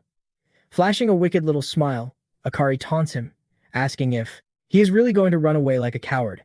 Backed into a corner, Kuroki just grinds his teeth and accepts her insane challenge. Actually finding this whole thing pretty amusing, Kuroki stares down Akari, who stands her ground with her arms crossed. Getting right in her face, Kuroki accepts the bet, calling the girl an arrogant little brat. Standing quietly in the background, Kei Kisaragi watches the whole showdown without saying a single word. Seeing their trap snap shut perfectly, a tiny smirk creeps onto Kei's face. The enemy took the bait. Deep inside another part of the casino, the camera cuts to the shiny VIP entrance. But then we see a plain hidden door with 0 markings on it. Inside that pitch-black room, Campanulus sits all alone, glued to the glowing security monitors in front of him. On one of the main screens, he is closely watching the live feed of Akari and Kuroki's tense standoff. Enhancing the footage, he slowly zooms right in on Kei Kisaragi, who is still standing like a shadow behind Akari. The second he recognizes that face, a twisted, absolute maniac smile spreads across Campanula's face. Cutting to the basement levels, 2 heavy-duty guards are standing watch right in front of an elevator. The camera pans in close as the 2 men hold their ground, heavily guarding the secret entrance. Suddenly, the doors slide open, revealing a long, creepy hallway leading straight into the pit. Inside the arena, an endless crowd goes absolutely wild, screaming their lungs out for the bloodbath about to happen. In a flash, the blinding lights of the blood cage snap on, and a booming voice kicks off the event, welcoming the hyped crowd. The announcer's voice echoes all throughout the massive arena. He hypes up the crowd, shouting that even though tonight's schedule was empty, a super special last-minute deathmatch has just been set. Standing right between the 2 fighters, the host yells that every single person in the room is insanely lucky tonight. Kicking things off, the announcer hypes up the fighter in the red corner, flexing his massive muscles, the arena's undefeated champion. Takashi, the destroyer Kinjo, gears up for a bloodbath. Then the announcer points to the opposite side, introducing the blue corner's challenger. Standing there, Kei Kisaragi locks eyes with his opponent, his face completely deadpan. Introduced as a nameless mystery fighter, Kei just casually straightens his tie while sizing up the beast in front of him. Guys in the crowd start cracking up, betting he won't even last 60 seconds. Katagiri chimes in, explaining that Takeshi Kinjo is the undisputed king of this arena, a brutal karate master who puts every single opponent in the hospital. Sweating over the odds, he nervously asks if Kei Kisaragi actually has a shot at winning this. Staring straight ahead, Kei stands frozen like a statue, as Katagiri frantically warns him about the monster he's facing. But Kei just lets out a slow breath and calmly states that he isn't a martial artist. Going over the rules, the announcer declares that weapons are strictly forbidden, but absolutely anything else goes. Hearing that, Takeshi Kinjo glares at his prey with a sick grin, hungry for the slaughter. Dead center in the ring, Kei Kisaragi just stares him down, waiting for the green light. A split second later, the announcer screams into the mic, officially kicking off the brawl. Exploding forward, Takeshi Kinjo lunges straight for him. Taking the first heavy hit on his crossed arms, Kei slides backward from the sheer impact, taunting him. Takeshi screams in his face, asking, "What the hell is wrong with the suit guy?" Keeping the pressure on, he unleashes a wild flurry of punches that Kei barely blocks. Out in the crowd, the mob goes wild, screaming for Kinjo to just finish the guy off already. Meanwhile, up in the VIP box, Akari, Sato, and Masaya Kuroki are watching the fight unfold from above, breaking down every move. Kuroki instantly notices something is totally off. He points out that the suit guy is completely redirecting the force of Kinjo's punches, without even shifting his footing. Down below, Kei Kisaragi just keeps parrying the champion's relentless attacks. Swaying his body, he effortlessly dodges and blocks every single strike coming his way, with a cigarette hanging from his lips. Kuroki smirks, calling it a pretty entertaining little party trick. Right beside him, Akari stays glued to the fight, totally silent. Kuroki then tells her that martial arts mean nothing in the dark world they live in. In a brutal place, without rules you don't win with cheap little tricks. He wraps it up by saying that the only thing that decides a real street fight is pure irrational violence.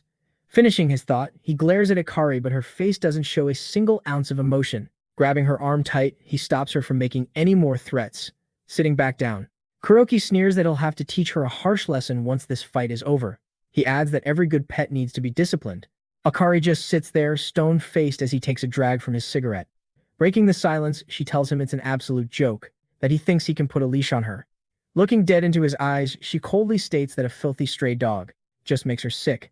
In a flash, Kuroki's cocky smirk vanishes, replaced by pure rage at her insult. He violently crushes his cigarette into the ashtray in front of him. Shooting up from his chair, he leans over the railing, screaming at Kinjo to finish it. But as he looks down at the ring, he realizes something absolutely insane is happening. Zooming in on the mat, Kinjo's feet are slipping in a massive puddle of his own sweat, dripping all over the floor. Completely out of breath and panting hard, Kinjo clenches his fists, totally confused by what's happening to him.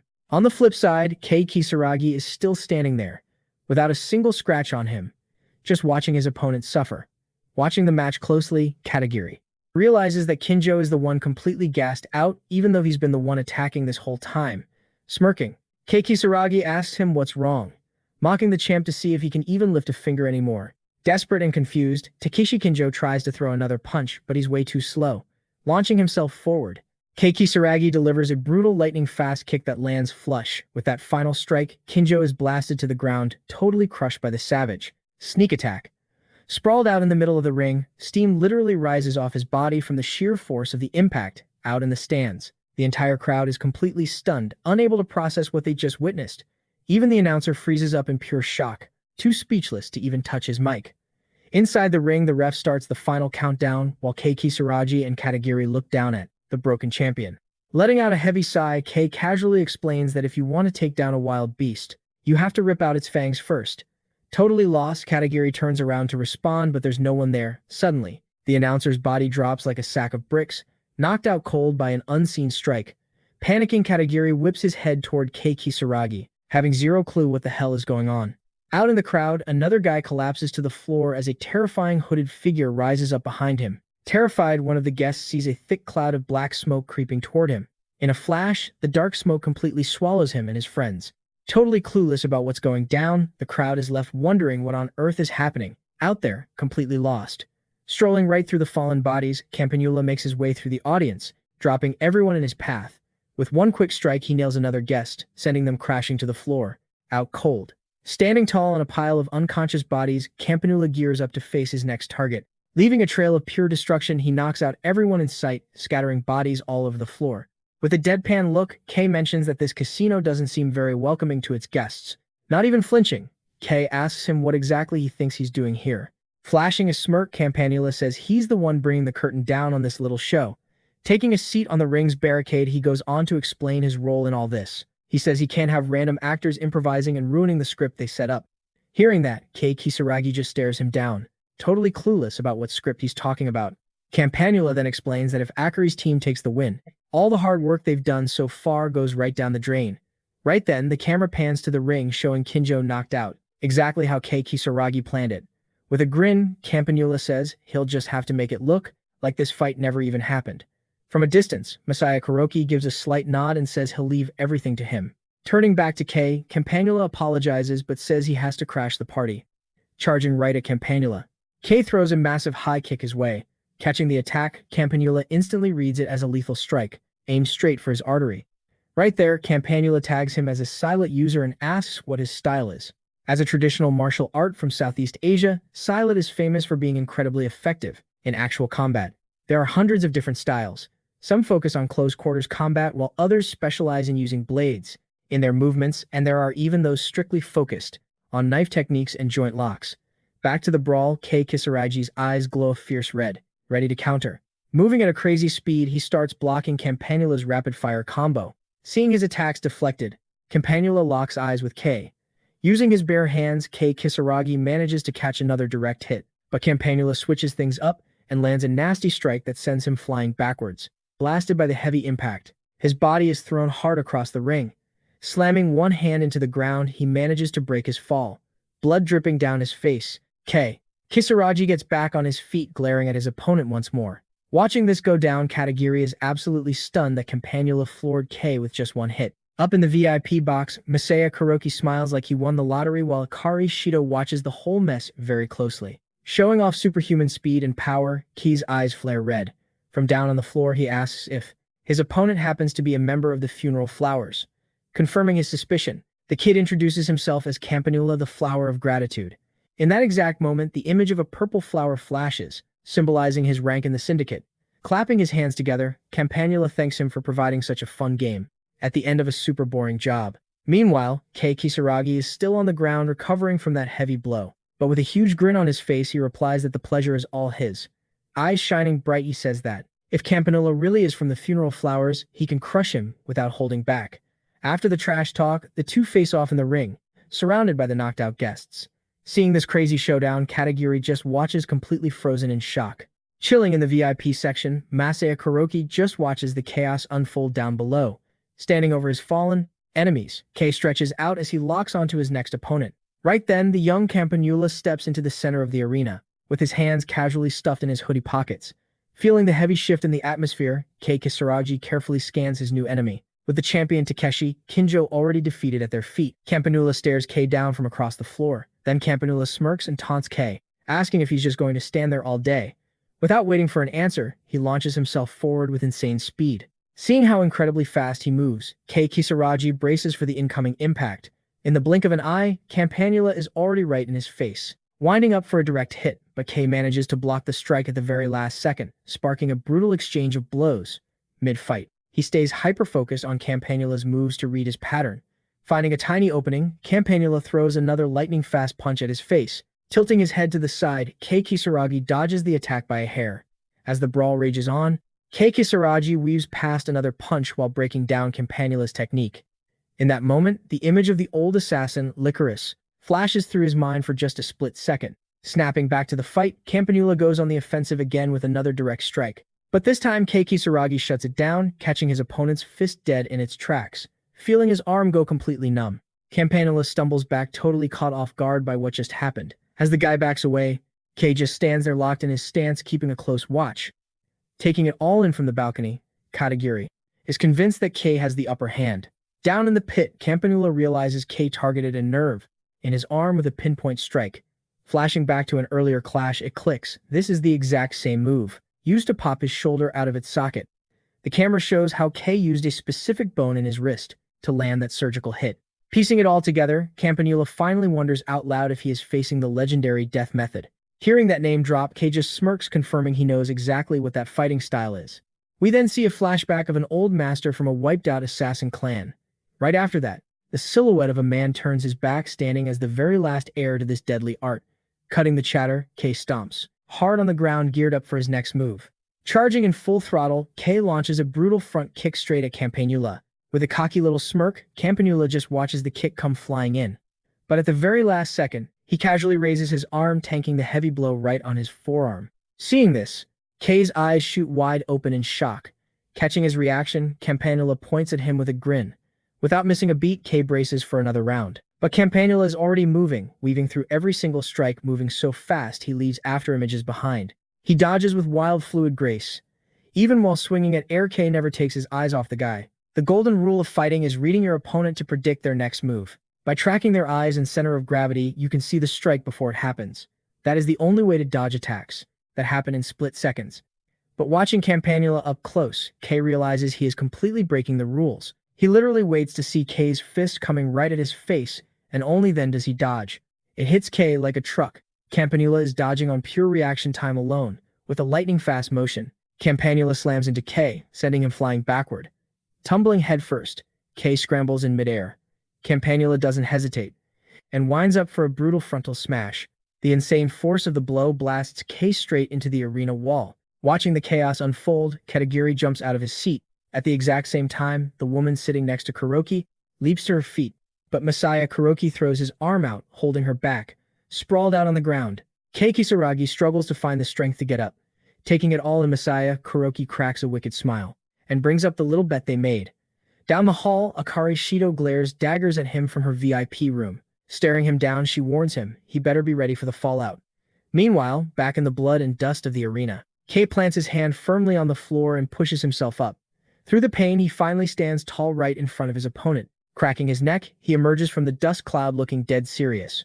Reading the room, he silently stares Campanula down for a long second. Hearing him speak, Campanula stares back completely caught off guard.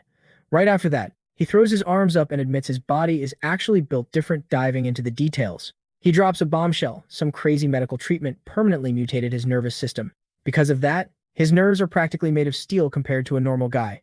Listening closely, Kei connects the dots that freakish reaction time is all thanks to his condition. To put it in perspective, Campanula says it takes 0.2 seconds for a normal person to react to a punch. Flashing a quick diagram of human reflexes, he keeps going. But he can react in an insane 0.002 seconds, literally like a wild cat. Then he brags that to him the whole world looks like it is moving in slow motion. Getting back to the fight, Kei asks if his crazy heavy hits work the same way. Campanula just grins and calls it body awareness. Up in the stands, Katagiri is just watching them talk, totally clueless about what any of that means. Just like him, the woman next to Kuroki is keeping her eyes glued to the cage. But Kuroki just smirks, revealing that Campanula's body awareness is also mutated beyond human limits. Breaking down his style, Campanula brags that he can feel every single muscle fiber moving and channel all that raw power into one single devastating point. With that kind of body control, he claims that pulling off high-level combat moves is as easy as breathing.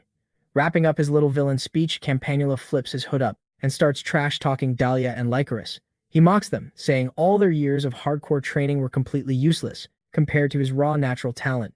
But Kei Kisaragi just brushes off the trash talk with a cold smile. He throws out a totally random question about his eyes. Caught off guard, Campanula just stares at him for a second, completely clueless. Kei points out that with reflexes that fast, watching a movie must feel like staring at a boring slideshow. Hearing that, Campanula admits that is actually one of the few things that really bums him out. Switching gears, Kei warns him that if he is out of tricks, this fight ends right now. He follows up by promising a grand finale to that boring picture book of his, instantly shifting his stance to gear up for the final strike. Catching that shift in posture, Campanula also drops into a fighting stance ready to clash. Back in the viewing room, Katagiri keeps his eyes glued to the two fighters facing off in the arena. Right beside him, Masaya Kuroki just keeps watching the brawl with a smirk. Face bruised up, Kei analyzes his opponent, knowing those reflexes are completely insane. Thanks to that, Campanula can dodge any basic attack like it is nothing, leaving Kei with just one single shot to win this thing. Figuring his only hope is a perfectly timed counter, Kei charges in. He actually manages to land a clean body blow on Campanula, but Campanula just grins back, looking like he saw it coming from a mile away. Mocking Kei's confidence, he brings up the block from just a second ago. Right after, he reveals that taking the hit was entirely on purpose. Using his crazy reaction time, he snatches Kei's wrist right before impact and in a flash, winds up a punch with his free hand, catching Kei right on the chin. The heavy blow sends him flying backward, hard. Bragging that this was all part of his script, Campanula claims he read every single move, keeping up the trash talk. He tells him he was just clinging to false hope. Down on the ground, there is nothing but a puddle right where Kei landed.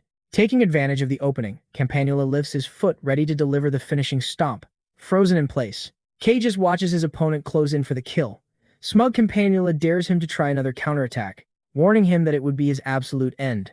But Kei just stares right back in dead silence, not looking away. Closing in for the final hit, Campanula notices Kei is not even trying to move, but he brushes it off and keeps pushing forward, confident that the point-blank range makes dodging impossible anyway. Yet Kei just watches the attack, coming straight for his face. Feeling a weird sensation wash over his body, Kei stays perfectly still for a split second. In that exact moment, his senses seem to expand, reading the room in a brand new way. The scene flashes back, revealing that Campanula's god-tier reflexes only work against threats he can actually notice. What really went down was a move so subtle that even he could not spot it in time, because right at the exact second, he got knocked back by Campanula's punch. Kei pulled off a lightning-fast move. His fingers barely tapped his opponent's forehead. Using the secret Jalambisa poison needle technique, he set his trap in motion. This move strikes the facial trigeminal nerve using just the fingertips, completely paralyzing sensory signals. The strike acts like a time bomb poison that triggers the second the target reaches peak focus. So when Campanula sharpened his senses for the killing blow, the technique finally kicked in. Seeing his opponent totally frozen, Kei asks him how he liked his grand finale. Seizing the opening, he steps in, and lands a brutal direct hit right to his chest. The crazy impact sends Campanula flying as the ground shatters beneath his feet. Completely defenseless, his body ragdolls through the air with zero control. Mid-flight, Campanula finally feels the raw damage of that hit. Planting his feet firmly on the ground, K finishes his follow-through flawlessly. Carried by the sheer force of the impact, Campanula slams hard into the wall and crumbles to the floor. Seeing how the fight ended, everyone in the viewing room is left totally speechless. Sprawled out on the ground, Campanula stares up at K's silhouette weakly, asking what the hell he just did. Looking down at him, K simply replies that he only touched him. A flashback reveals that K never actually threw a punch, he just flexed his leg muscles hard, dropped his hips, stabilized his spine, and completely locked his upper body. Then he tightened up his shoulder and forearm, turning his entire body into a solid steel spike, just like a pro weightlifter, locking down every single bone and muscle. In that exact moment, his whole body became an unbreakable pillar, capable of holding back hundreds of pounds of force. By doing that, he practically rooted himself deep into the earth and stayed perfectly still. So all that raw kinetic energy that Campanula tried to unleash was completely blocked by the very tip of that. He points out a simple rule of physics, action and reaction. With nowhere else to go, all that brutal kinetic energy bounced right back into Campanula's own body. Basically, it was like sprinting full speed into a solid steel pike planted firmly in the ground. This is the ultimate secret of Chinese martial arts, redirecting your enemy's own power to completely crush them. Staring down at his opponent, K confirms he just used the guy's own monstrous strength against him. Sprawled out on the floor, Campanula can only stare helplessly at the victor. That is when it finally clicks in his head. Their whole chat earlier, about his nervous system, was nothing but a trap. The scene flashes back to when Campanula was eagerly bragging about how special he was. K reveals he was just keeping him talking to buy some precious time, waiting for the impact of the blow to fully kick in. Accepting his loss, Campanula sighs disappointed. His grand script got shredded so easily. Thinking back on his own dark past, K warns him that every predator eventually becomes the prey. Standing over the broken fighter, he casually adds that Campanula's turn was bound to come sooner or later. Hearing this, the defeated hitman just gives a grateful final sigh. With a faint smile, he thinks to himself that this crazy fight made the world just a tiny bit less boring. With his enemy finally down for the count, K's dark shadow falls over him under the harsh lights. With his eyes now completely lifeless, Campanula lies perfectly still on the arena floor. Turning his back, K bids a quiet farewell to the young shadow, wishing he finds some peace. But suddenly, a frantic voice echoes through the room screaming out Kuroki's name. K whips around instantly. The camera pans to show Katagiri rushing down to the arena standing right beside him. Glancing up, at the VIP balcony, K spots Messiah Kuroki tightly gripping Akari Shido. Kuroki presses a cold barrel right against Akari's temple, taking her hostage. Watching this tense standoff, K glares up at him with dead eyes. Screaming the traitor's name, Katagiri drops into a fighting stance, ready to protect the rest of the crew. Looking down from above, Kuroki completely ignores him and barks at K to freeze. Keeping his grip on his hostage, his finger hovering over the trigger, he threatens to blast her if K takes a single step closer. But K just stares blankly back at him, totally unfazed. Without missing a beat, K casually asks, "So what?" This absolute lack of care leaves his enemy completely speechless. Catching that cold response, Kuroki freezes up in pure shock. Pushing the psychological warfare even further, K taunts him, asking what exactly he thinks will happen after he pulls that trigger. For a split second, Kuroki hesitates, the doubt clearly creeping into his mind. But he shakes it off and tries to calm down, noticing that K still hasn't moved an inch. Seeing K planted firmly in place, Kuroki smirks, thinking his little hostage trick actually worked. Convinced he holds all the cards right now, a nasty grin spreads across his face. Desperate to drag someone down with him, he aims right at Akari. Without another thought, his finger squeezes down on the trigger, fully ready to end it. Watching this nightmare unfold, Katagiri springs into action. Meanwhile, K stands frozen, just quietly watching the chaos play out. Still drunk on his fake power, Kuroki keeps using the girl as a human shield. Desperately trusting his shady alliances, he clings to the tiny hope that his hidden bosses, the garden, will swoop in and save him. But right then, Akari shatters the tense silence with a bold question. Staring a hole straight through Kuroki, she demands the truth about her father's demise. Caught totally off guard, the traitor nervously looks away for a second, memories of the old boss flashing through his head. Smirking again, he spills the dirty secret. Her dad was actually planning to completely wipe out the Shido clan. Hearing this massive bombshell, both Akari and Katagiri are left absolutely stunned. Throwing a massive tantrum, Kuroki starts screaming like a lunatic, yelling that she has to be kidding him. Boiling with rage, he screams that he put his own life on the line for the Shido legacy. Akari softly closes her eyes, letting a bittersweet memory wash over her. We get a quick glimpse into her childhood, showing a young Akari sharing a peaceful, quiet moment with her dad. In this warm flashback, the legendary boss of the family flashes a loving smile at his little girl. Snapping back to reality, Akari opens her eyes, glaring at her captor with pure cold determination. Tuning out his pathetic excuses, she tightly grips the side of her dress, revealing a hidden weapon. Catching Kuroki off guard, Akari gets ready to strike. Seizing the perfect opening, she slams her knee right into him. And in that split second, she draws a small blade strapped to her leg. Aiming it right at Kuroki, she warns him to face the consequences. But Kuroki totally loses his mind, aiming his gun right back at her. Panicking, Katagiri screams out for Akari. Suddenly, the weapon just slips out of his grip, clattering to the floor. As he stares down at his trembling hand, he scrambles to figure out what just happened. Then for a split second, he notices a throwing knife buried deep in his flesh. Down in the arena, Kei Kisaragi stands cold and still, his hand still outstretched from the deadly throw. Shock washes over Kuroki as the brutal reality sets in. The blade completely severed the tendon in his finger. He glares down at Kei's distant figure. But that brief distraction is all Akari needs to launch her final devastating strike. Seizing the opening, she lunges forward, driving her own blade straight into Messiah Kuroki with deadly precision. The steel pierces deep into his gut. A blinding wave of agony hits him, and he lets out a blood-curdling scream. The sheer force of the impact shatters his balance, and his heavy body finally crashes hard onto the floor. It's over. Gripping her blood-soaked weapon, Akari stares down at Kuroki's lifeless form. Moments earlier, he had mocked her, reminding her of the very clan her father and his men bled to protect. But Akari just lets her hair fall loose. Her voice is ice-cold, as she swears she'll never abandon her family for her own. The ghostly shadow of her late father looms behind her as she proudly accepts her heavy burden. She stands tall, declaring she will face whatever comes as a true daughter of Shido. Hearing this fierce resolve, Kuroki manages one last faint smile. He whispers that he always knew he could never truly beat her. And just like that, the bitter rivalry ends. The bloody war for the casino is finally over. Katagiri quietly steps up gently, draping his jacket over her trembling shoulders. From the shadows of the arena, Kei Kisaragi watches the whole thing in dead silence. A few days go by. The scene shifts to the grand halls of the Shido clan headquarters. Akari kneels respectfully before the elders, ready to claim her rightful throne. Facing the sacred shrine of Masami Shido, the tense and heavy succession ceremony officially begins. Tucked away in a dark corner, Kei keeps his eyes locked on the kneeling heir. Soon, a beautifully crafted ceremonial cup is brought forward. It holds the sacred sake, carrying the very soul and bloodline of the Shido family.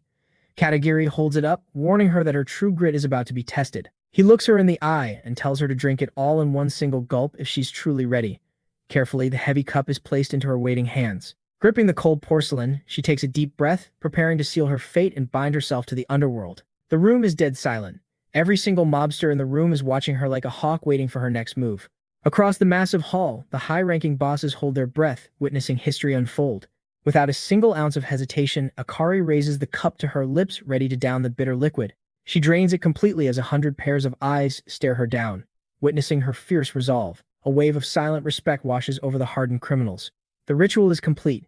She gently places her palms flat against the tatami mats. She bows deeply, her voice echoing through the room as she proudly claims her title as the fourth boss of the Shido Syndicate. Wrapping up her powerful speech, she demands the absolute loyalty and backing of every man in the room. Standing up with undeniable authority, she delivers her final command. Her commanding voice rings out, demanding their respect and guidance for the bloody road ahead. Without missing a beat, every single thug and executive in the room bows their heads, swearing their undying loyalty to their new queen. Meanwhile, Kei just stands there, arms crossed in the shadows, quietly soaking in the whole spectacle. And just like that, Akari Shido is officially crowned, the absolute ruler of the underworld family. But her very first order of business, appointing Kei Kisaragi as her right-hand man and top advisor. Flash forward to the present, we see Kei glued to his glowing monitor, digging deep into the latest intel. He smirks, thinking back on how smoothly they crushed Kuroki and handed Akari the throne. Now acting as her top advisor, he basically holds the massive underworld power that the garden fought so hard to steal. With a quick click of his mouse, he confirms his master plan is perfectly on track. A photo of a beautifully grown-up Lilia pops up on the screen, revealing the dark hidden truth behind his every move. Seeing her face, Kei is haunted by the desperate promise he failed to keep all those years ago. A painful flashback hits him, taking us right back to the day he swore to protect little Lilia. Her bright, innocent smile and those wide, hopeful eyes flash through his mind. Snapping back to reality, his eyes burn with rage. He vows to tear her away from the garden's filthy hands, no matter the body count. A sudden ping interrupts his thoughts. signaling the decrypted files are finally ready. Bingo. It's the highly classified data that Campanula was hiding, the very same intel he bought using millions in syndicate cash. Digging deeper into the dark web folders, he strikes gold, uncovering the garden's twisted master plan for the entire country. The sick bastards are setting up a massive underground network, flooding the streets with illegal weapons and deadly narcotics. Disgusted, Kay furiously hacks his way through the firewalls to find the dirty details. What he finds next is pure evil. To move their stash, the syndicate has been using innocent civilians as drug mules, dragging clueless college kids right into the line of fire. On top of that, he stumbles upon a massive leak of their private personal data. Scanning the list of pawns tied to the scheme, Kay suddenly leans closer to his monitor. His eyes widen at what pops up on the screen. The file displays a lineup of teenagers being used as delivery runners by the syndicate. And right there in the mix, Kay spots a familiar face from his past. Flashback to a while ago. We see exactly when Kay first crossed paths with this kid at his old job. But Kay knows the sheer amount of cash flowing through this current deal is on a whole different level. He also figures that the garden would never hand over the blueprint for a job this massive to an outsider like Kuroki. That means there has to be another funeral flower pulling the strings on these shadow deals, and it's most likely a top-tier shot caller from inside the syndicate, the garden. Making up his mind, Kei Kisaragi pushes back from his desk, totally ready to make his move. Cut to the front gates of a massive high school, swarming with students heading to class. Arriving at the campus, Kei steps onto the school grounds. For the very first time, standing right outside the main building, he quietly watches the crowd of teenagers rushing past him. He straightens the tie of his brand new uniform, locking his eyes on the huge building. As the morning bell rings out, the courtyard floods with kids starting another school day. Heading over to his locker, Kay grabs his indoor shoes. Holding them in his hands, he stares at them for a second, thinking about how long he's been gone. It turns out, Kay faked a bad flu to skip school, buying him time to clean up that mess with the Shido gang. Standing by the lockers, he suddenly turns around as someone steps up right behind him. A crew of students, led by an older upperclassman, stops dead in their tracks right in front of him, hands shoved in their pockets. The head honcho sizes him up and asks if he's finally over that flu. And standing right next to him is the exact same kid from the delivery gig, nervously watching the whole thing go down. Firing back at the upperclassman, Kay plays it cool, saying he's feeling much better and respectfully calls him senior. Flashback to exactly 1 week ago, Kay was chilling in his room, scrolling through a bunch of hacked data. That's when he figured out that Dalian had zero clue about how things worked in Japan. Because of that, their genius plan was to hire a clueless local kid to act as a runner for the deal. Digging deeper into the files, he realized some poor underage kid was illegally hired to do all their dirty work. Staring at that twisted reality, Kei Kisaragi just sat there in dead silence, glaring at his glowing screen. Still back in the flashback, Kei started typing away, trying to find a way to make contact.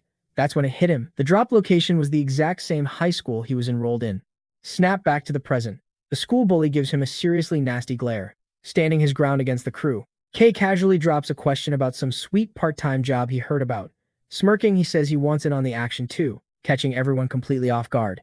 The rest of the gang just exchanges confused, looks totally baffled by what he just said. Right then, the kid acting as the runner points a shaking finger at Kay, warning him to back off and stay out of it. But the head bully just flashes a twisted grin, saying he's got the absolute perfect gig for him.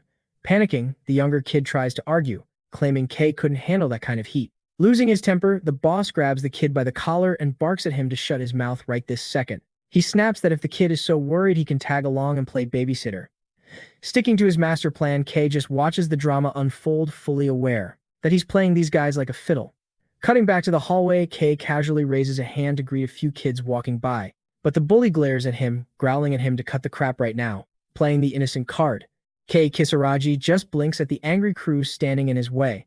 Fed up, the leader violently grabs Kei by his shirt collar, screaming at him to stop playing dumb. But Kei's reflexes kick in. He clamps his hand around the guy's wrist, and his eyes flash a deadly crimson red. The bully and his gang instantly freeze in pure terror right as a loud voice echoes down the hall, telling them to back off. Out of nowhere, another group of students marches up, completely shutting down the fight right there in the hallway. Standing tall, the newcomers silently stare down the gang of bullies. Scanning their faces, Kei Kisaragi quickly realizes he's seen these guys around campus before. Trying to save face, the bully glares at the new leader and tells him to mind his own business.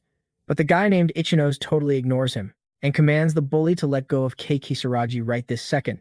Hearing the cold warning, the upperclassman just stares him down for a tense second, weighing his options. Then he finally lets go of Kei's collar and slowly backs away. Now, the two squads are just locked in a heavy, staring contest right in the middle of the hall. Meanwhile, the red-haired guy walks up to Kei and genuinely apologizes for the whole mess.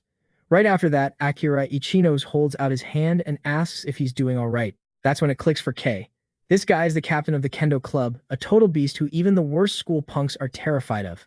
Shaking Ichinos' hand, Kei Kisaragi gives a firm grip saying he's all good and thanks him for having his back. Kei just studies him for a quick second. Then Ichinos drops a bomb he only stepped in because Kaido Seiki, the president of the student council, told him to. He asked for it. Right on cue, the student council president steps in, making it clear he can't just ignore a rule breaker. Beside him, council secretary Miya Segawa groans, complaining that they were throwing down before the morning bell even rang. Then another member, Jun Sagara, chimes in saying he's just glad Kei didn't get hurt. Scanning the group, Kei quickly realizes he's looking at the second tier of the school's heavy hitters. Pushing up his glasses, Kaido Seiki immediately offers to report the whole mess to the teachers. But Kei brushes off the help, telling them there's no need to stress over it. Hearing this, Seiki tells him to reach out if any other trouble comes his way.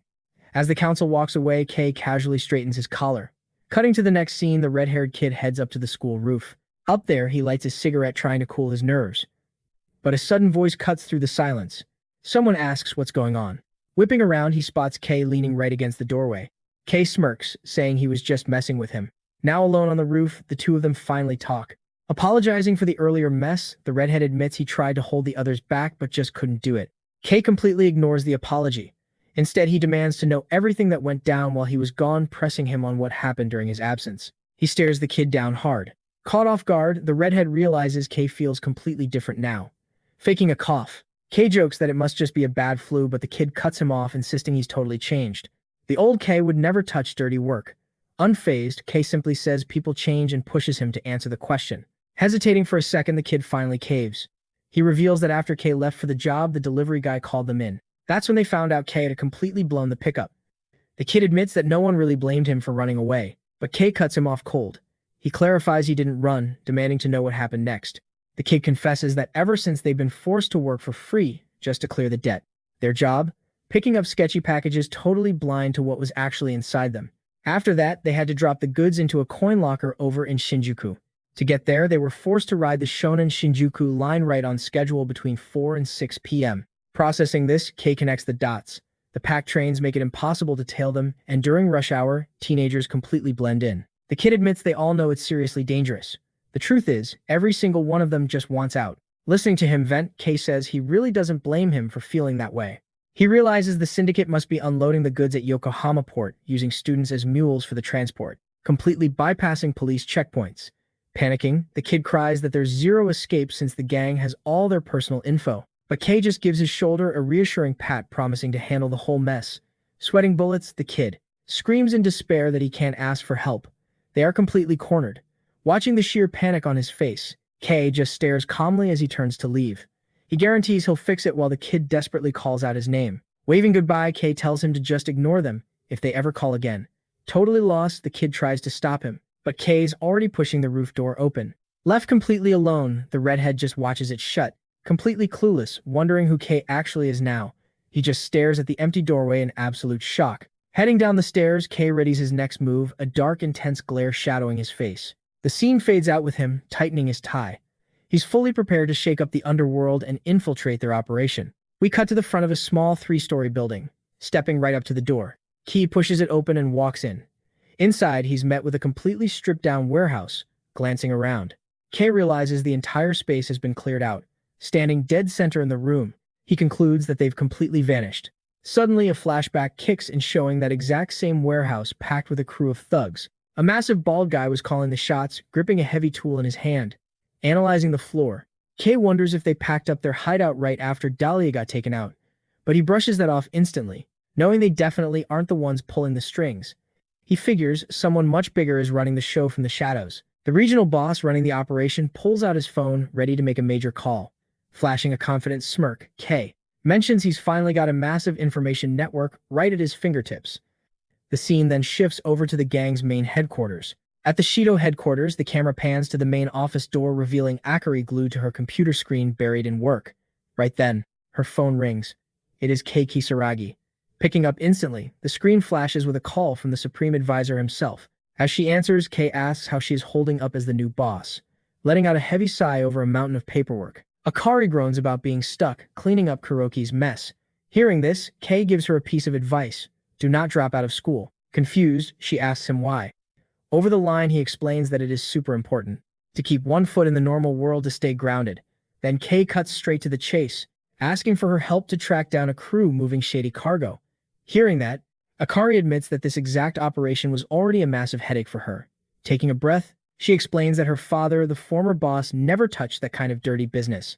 She figures Kuroki went completely behind her dad's back to set up the whole thing. Moving on, Kei says he will send over the address of the smuggler's hideout even though it is already cleared out. Without hesitation, Akari agrees to dig into the case, promising to share any fresh clues she finds. As they wrap things up, she goes totally quiet for a second. Kei waits on the other end, prompting her to ask if something is wrong. She quickly pieces it together. If Kei is making a move, the garden must be involved. Because of that, she ends the call, begging him to be super careful. Hanging up with a soft smile, Kei says goodbye to the fourth boss of the Shido group. Strolling down the street under the sunset, he makes his way back home. The scene shifts to a quiet neighborhood, streetlights glowing in the dark. Inside his house, a hot, massive dinner is already waiting on the table. Sitting down with his adoptive family, Kisaragi eats in a peaceful, cozy vibe. Worried about his health, his adoptive dad asks if he is finally feeling better. Relieved, his mom mentions he had no appetite before and warmly pushes him to eat up. Watching his family laugh and chat, Kei thinks back to his dark past as a hitman. He remembers how little Lilia was the very first person to give him a real heart, but then the image of his old self, covered in blood and completely broken, flashes in his mind. As the family keeps talking, he realizes he never dreamed he would get this peaceful life back. Thinking about the advice he just gave, he realizes he was actually talking to himself the whole time.